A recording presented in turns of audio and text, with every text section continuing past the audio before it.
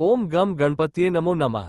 कार्तिक मास महात्म्य का 27वां अध्याय। पार्षदों ने कहा, एक दिन की बात है, विष्णुदास ने नित्यकर्म करने के पश्चात भोजन तैयार किया, किंतु कोई छिपकर उसे चुरा ले गया। विष्णुदास ने देखा भोजन नहीं है, परंतु उन्होंने दोबारा भोजन नहीं बनाया, क्योंकि ऐसा करने पर सायंकाल की पूजा के लिए उन्हें अवकाश नहीं मिलता। अतः प्रतिदिन के नियम का भंग हो जाने का भय था। दूसरे दिन पुनः उसी समय पर भोजन बनाकर वे ज्यों ही भगवान विष्णु को भोग अर्पण करने के लिए गए, त्यों ही किसी ने आकर फिर सारा भोजन हड़प लिया। इस प्रकार 7 दिनों तक लगातार कोई उनका भोजन चुराकर ले जाता रहा। इससे विष्णुदास को बड़ा विस्मय हुआ। वे मन ही मन इस प्रकार विचार करने लगे, हो कौन प्रतिदिन आकर मेरी रसोई चुरा ले जाता है। यदि दोबारा रसोई बनाकर भोजन करता हूं तो सायंकाल की पूजा छूट जाती है। यदि रसोई बनाकर तुरंत ही भोजन कर लेना उचित हो तो मुझसे यह न होगा, क्योंकि भगवान विष्णु को सब कुछ अर्पण किए बिना कोई भी वैष्णव भोजन नहीं करता। आज उपवास करते मुझे 7 दिन हो गए। इस प्रकार मैं व्रत में कब तक स्थिर रह सकता हूँ। अच्छा, आज मैं रसोई की भली भांति रक्षा करूंगा। ऐसा निश्चय करके भोजन बनाने के पश्चात वे वहीं कहीं छिपकर खड़े हो गए। इतने में ही उन्हें एक चांडाल दिखाई दिया, जो रसोई का अन्न हर कर जाने के लिए तैयार खड़ा था। भूख के मारे उसका सारा शरीर दुर्बल हो गया था, मुख पर दीनता छा रही थी। शरीर में हाड़ और चाम के सिवा कुछ शेष नहीं बचा था।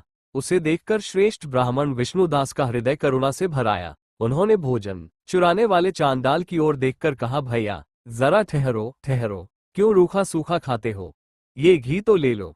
इस प्रकार कहते हुए विप्रवर विष्णुदास को आते देख वह चांडाल भय के मारे बड़े वेग से भागा और कुछ ही दूरी पर मूर्छित होकर गिर पड़ा। चांडाल को भयभीत और मूर्छित देखकर द्विज श्रेष्ठ विष्णुदास बड़े वेग से उसके समीप आए और दयावश अपने वस्त्र के छोर से उसको हवा करने लगे। तदंतर जब वो उठकर खड़ा हुआ तब विष्णुदास ने देखा वहां चांडाल नहीं है, बल्कि साक्षात नारायण ही शंख चक्र और गदा धारण किए सामने उपस्थित है। अपने प्रभु को प्रत्यक्ष देखकर विष्णुदास सात्विक भावों के वशीभूत हो गए। वे स्तुति और नमस्कार करने में भी समर्थ न हो सके, तब भगवान ने सात्विक व्रत का पालन करने वाले अपने भक्त विष्णुदास को छाती से लगा लिया और उन्हें अपने जैसा रूप देकर वैकुंठ धाम को ले चले।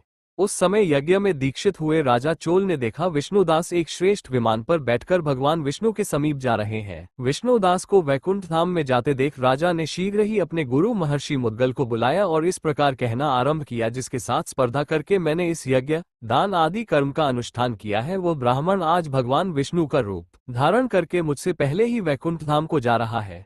मैंने इस वैष्णव धाम में भली भांति दीक्षित होकर अग्नि में हवन किया और दान आदि के द्वारा ब्राह्मणों का मनोरथ पूर्ण किया, तथापि अभी तक भगवान विष्णु मुझ पर प्रसन्न नहीं हुए और इस विष्णुदास को केवल भक्ति के ही कारण श्रीहरि ने प्रत्यक्ष दर्शन दिया है।